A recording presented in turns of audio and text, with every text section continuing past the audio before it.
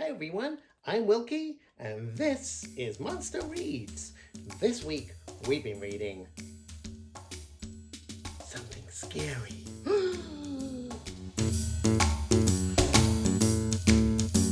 Okay, this week I've been reading a book I'd never heard of before. I just saw it in a library. I wanted something spooky. I saw this cover, and I thought, that looks good enough to me. It's called Goblin by Josh Malerman, and Malerman, and he's the guy who wrote Birdbox. If you've seen the Netflix film, I've not read the book. I've seen the film. I enjoyed it. I always enjoy Sandra Bullock. And anyway, Goblin is about a spooky town called Goblin. It's actually a sort of collection of long short stories that are connected together by the setting and some overlapping. They're very much kind of standalone in terms of narrative. There'll be some cute little references to other stories in the collection, which will help you feel like they're all happening around the same few days, or certainly in the same place. And through these stories, I think there's 5 of them. We build up this amazing vision of this spooky, uncanny town called Goblin, this city in, we assume, North America somewhere.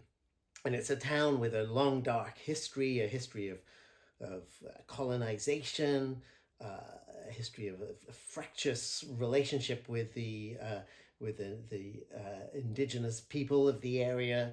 The town has lots of funny quirks. The police are extremely weird and creepy and like made out of kind of gray putty, and that's just like an incidental detail for most of the book, which is very satisfying, especially when you do finally get to interact with the police as a reader. The town is known for its amazing hedges and topiary bushes.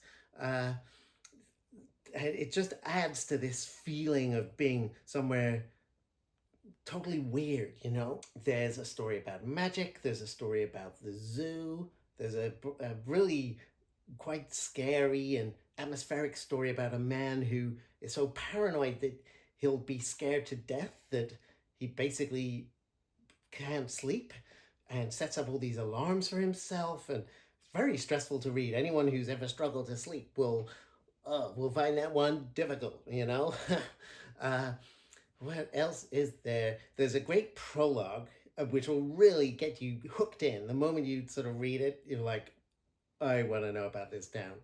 One of my favorite stories is about a hunter and his quest to catch the town's very rare and endangered great owls.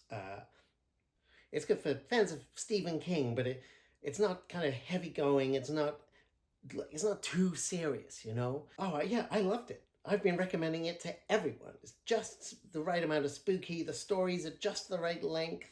I don't normally love short stories that much, but the fact that they're all sort of connected, like, that really helps. And it's a great premise. I really kind of hope I could see a TV series. Maybe there is one. I should check. Or a sequel would be cool. Anyway. Goblin by Josh Malerman. It's after spooky season now, but if you want something spooky to read, I recommend it. Go read it.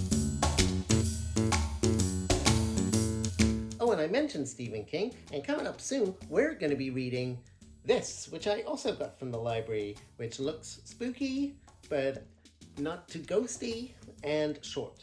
So I'm excited to read that. I'll let you know what I think. Bye!